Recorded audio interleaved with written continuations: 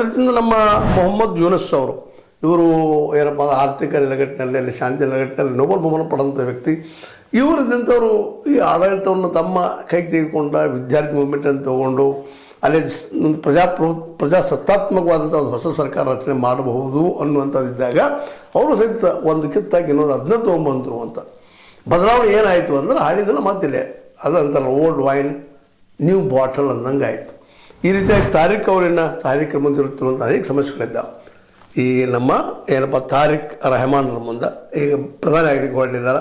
ಅನೇಕ ಸಮಸ್ಯೆ ಮಧ್ಯದಲ್ಲಿ ಮೂಲಭೂತವಾದದ, ನಮ್ಮಲ್ಲಿ ಹೆಂಗೆ ಮೂಲಭೂತವಾದ ಬೆಳೆದದ, ಅದೇ ರೀತಿ ಅಲ್ಲಿಯೂ ಇಸ್ಲಾಮಿಸ್ಟ್ ವಾದದ. ಅವರನ್ನು ಏನಪ್ಪ ಅಂದ್ರೆ ಒಂದು ವೈಚಾರಿಕವಾಗಿ ಬೆಳೆಸೋದು ಅಸಾಧ್ಯದ ಮಾತಾಗ್ಯದ, ವೈಜ್ಞಾನಿಕವಾಗಿ ಬೆಳೆಸೋದು ಅಸಾಧ್ಯ ಆಗ್ಯದ.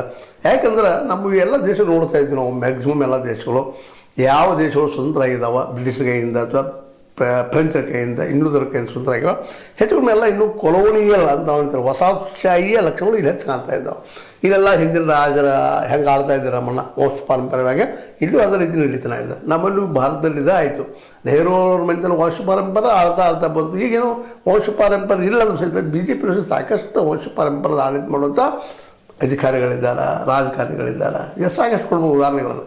ಆದರೆ ಇವೆರಡೂ ಯಾಕೆ ಡೆವಲಪ್ ಆಗ್ತಾ ಇಲ್ಲ ಅನ್ನೋದಕ್ಕೆ ಮುಖ್ಯವಾಗಿ ನಾವು ಎರಡೂ ದೇಶಗಳಲ್ಲಿ ನಾವು ಅಲ್ಲಿಯ ರಾಜಕಾರಣಿ, ಅದು ಮುಖ್ಯವಾಗಿ ಅಲ್ಲಿ ನೇತಾರತ್ನ ಕರ್ಕೊಳ್ತೀವಿ. ಅಲ್ಲಿ ಇಲ್ಲಿ ನೆಹರು ಆಗಿರ್ಬೋದು, ನಂತರ ಒಂದು ಮನಮೋಹನ್ ಸಿಂಗ್ರಾಗಿರ್ಬೋದು, ಅಥವಾ ನಮ್ಮ ಸೋನಿಯಾ ಗಾಂಧಿಯವರಾಗಿರ್ಬೋದು. ಈಗ ಬಾಂಗ್ಲಾದಲ್ಲೇ ಶೇಖ್ ಮುಜಿಬುರ್ ರೆಹಮಾನ್ ಅವ್ರದ್ದು ಕೊಲೆ ಆಗ್ತದೆ. ನಂತರ ಅವ್ರ ತಂದೆ ಜಿಯಾ ಅವ್ರ ರೆಹಮಾನ್ ಅವ್ರ ಕೊಲೆ ಆಗ್ತದೆ. ಅಲ್ಲಿ ಮೂಲಭೂತವಾದಿಗಳು ಮಾಡಿದರು, ದೇಶಗಳಲ್ಲಿ ಅವ್ರು ಮಾಡಿದರು ಅನ್ನುವಂಥ ಮಾತುಗಳನ್ನು ಕೇಳ್ತಾ ಇದ್ವಿ. ಅಂದರೆ ಅವ್ರ ತಾಯಿ ಮನೆ ತೀರ್ಕೊಂಡ್ಲು ನಮ್ಮ ಏನಪ್ಪ ಅಂತಂದ್ರೆ ವಿಶೇಷವಾಗಿ ಖಾಲಿದ ಜಿಯಾ ಅವರು. ಈಗಂತ ನಮ್ಮ ದೇಶಕ್ಕೆ ಓಡಿ ಬಂದಿದ್ದಾರೆ ಅಲ್ಲಿಯ ದಂಗೆಯಿಂದ ಹಸೀನಾ ಅವರು.